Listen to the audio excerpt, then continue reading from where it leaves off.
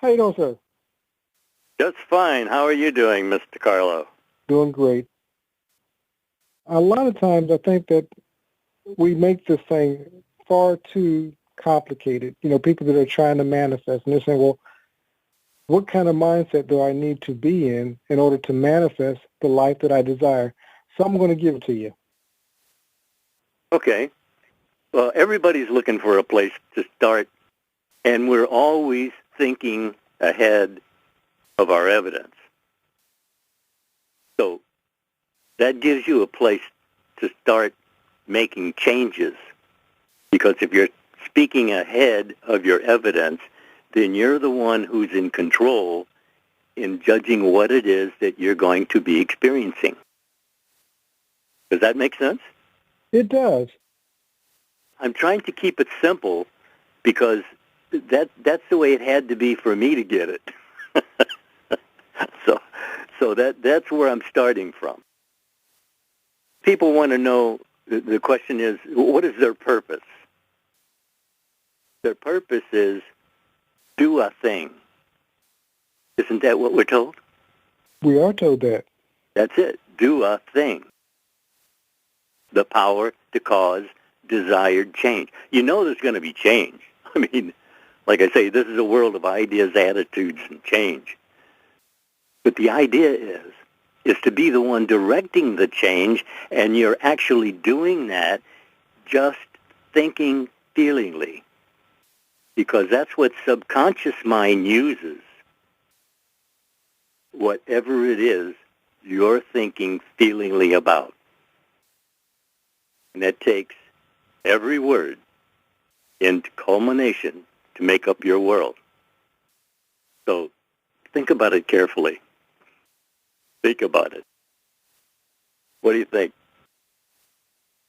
As I'm thinking about it, a lot of people, in speaking of purpose, as you brought up previously, they want to go deeper. And what I mean by that, you say do a thing.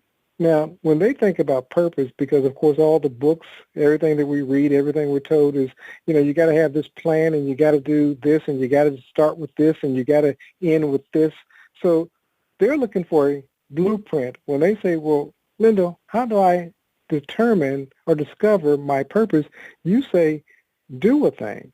So in doing the thing, how does that relate to purpose, or are we looking at purpose in the wrong way? Actually, you're doing everything you need to be doing. It's just that you're not aiming correctly because you're getting what you're shooting at and are thinking feelingly about. That's all that's ever happening in your world is you thinking feelingly. That's all that's happening. And your world is being built from that blueprint. So as you think, you are. It tells you right out, as a man thinketh in his heart, so is he. I mean, how much plainer can that be? I agree. So I know that in your former life you were a builder. So in looking at building a house, we're going to look at purpose as building a house. You had to get in mind or blueprint of what that house was going to look like, correct? That's right. That's right. That is exactly right. But you see, you're making a blueprint every day, thinking feelingly. That's making your future right then and right there. You realize if you're thinking ahead of your evidence, that's exactly what you're doing. You're creating your future.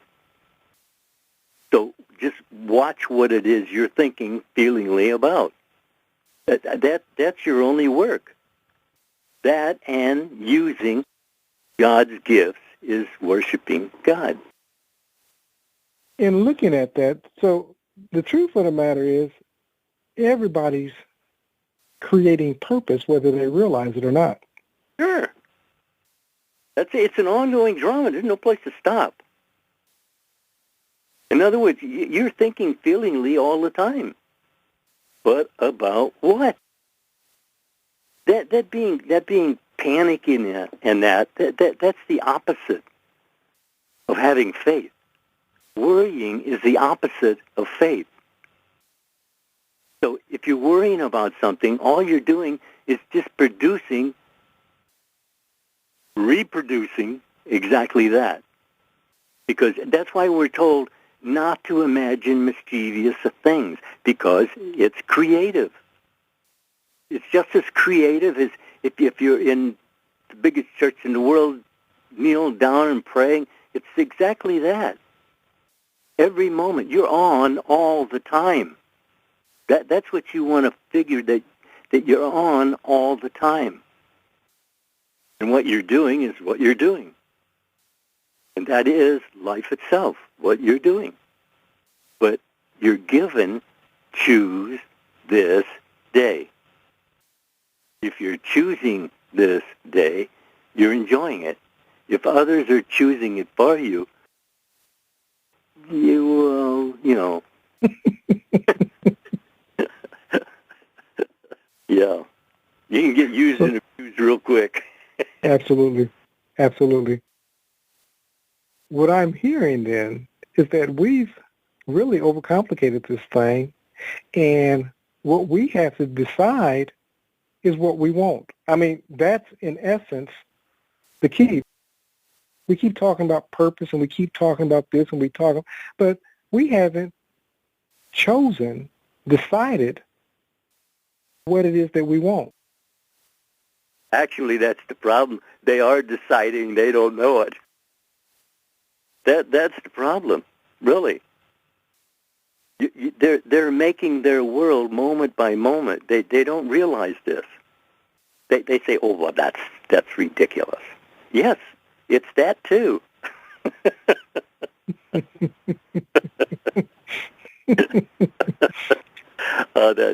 That's kind of like an inside slider there. And most people will miss it. I think that in even the slide, you miss what's being said, because you're really telling the individual from firsthand experience how to create the world that they desire, or even purpose, whatever it is that they want. You're basically, in the simplicity of the message, you're giving them the tools for change. If you can agree with this, there's only God. If God didn't do it, it wasn't done. You see, if you can agree with those two, the rest of it just falls into place. It's all really very simple. And of course, if you were leaving your children a message that was important, wouldn't you make it simple? Absolutely. I mean, come on, really. You'd really make it so they wouldn't miss it. And what does he tell you? As you think you are. So watch what you think. So let me ask you a question. And again, know the answer, but I want this for the listener. Who is the God doing? There's only God. So therefore, that's who you are. He says, I suffer with you, but you behold me not. Isn't that telling you the whole story? It is. I mean, come on. If you're suffering, he's suffering because he's you. He's you. He's using subconscious mind to produce your world according to how you think and feel, and that's exactly what's happening. You're always thinking ahead of your evidence, and that's what you're doing in your world of experiencing, and that's what you're experiencing in your world of experiencing. So watch it. So what about that person that says, Lindell, DeCarlo, I hear what you're saying, but I don't feel like God. He's all things to all, and he's allowed you to do the choosing, what the all things to all should be. Is that simple enough? It is. So whether I'm dealing with poverty or abundance, I'm doing the choosing. Right. I mean, how else would you have freedom if you're not the one choosing? See, that's it. Most of the world isn't choosing what they're doing. They're just doing it because it's the next thing to do to keep the house fed as you think you are. Not how you came to think that way. You see, a lot of people say, well, I think this way because of this, and this. That's true. You may be in a situation where you need to perform this, and that, but that does not curtail your thinking. It's as you think you are, not how many bricks you lay or whatever else. So you have to take this all in perspective to what you're doing, because it's you doing it. You're responsible for what you're doing as you think you are. And everything makes way for that attitude of I am that I am. And that's all you're told to have. If you're going to have an attitude, have that attitude. I am that I am. And then the rest of it won't really matter. If you're who you want to be, doing what you want to do, feeling what you like to feel, okay. That's what's being offered to everyone. I don't care if you're the worst SOB in the world. Come on. He says, even though your sins be as scarlet, they shall be as white as snow. Feel after him, you'll find him. You. That's the whole story. You. Right here, right now. Now's the appointed hour of desired change. Start right now. And we were talking earlier, and we were discussing the individual who says, but I was not thinking that thought of whatever it is that's being manifested in their life. And we were talking about how things can be buried in us at the subconscious level that we may not even be aware of. Mr. DeCarlo, ask them what they had for dinner 3 nights ago. I'm reflecting back, and I can't even remember what I had for dinner. You see what I mean? They don't know that when they thought these things. They don't even know what they had for dinner 3 nights ago. See, so they don't know that they did. They can't say they didn't think that. They can say they haven't thought it recently. But that's all right. The plant's still growing. Absolutely. See, in other words, until you cancel it, it stays right with you.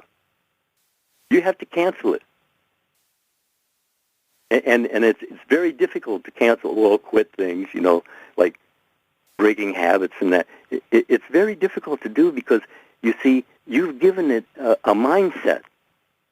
In other words, it's working off this mindset, not off of you being aware. You made mention earlier about people 95, almost 100 years old, still living out the messages told to them by their parents. Could you address that? That's right. That's absolutely right. It's habitual. You're only going to pass along to your kids what was passed along to you if you don't change it. And if you don't change it and you give it to them and they don't change it, they'll pass it on the next one. And that's how we are today, right now, with all of these decisive divisions in our feeling nature. We build all of this ourselves. That's what you should be doing, cleaning out, throwing out what's not serving you. People say things all the time, and they say, oh, well, I don't really mean that. But you see, the thing of it is, subconscious doesn't know that. It doesn't know the difference between the truth and a lie. And it isn't supposed to. It is only supposed to make your world according to as you think you are. If you can make that simpler, let me know.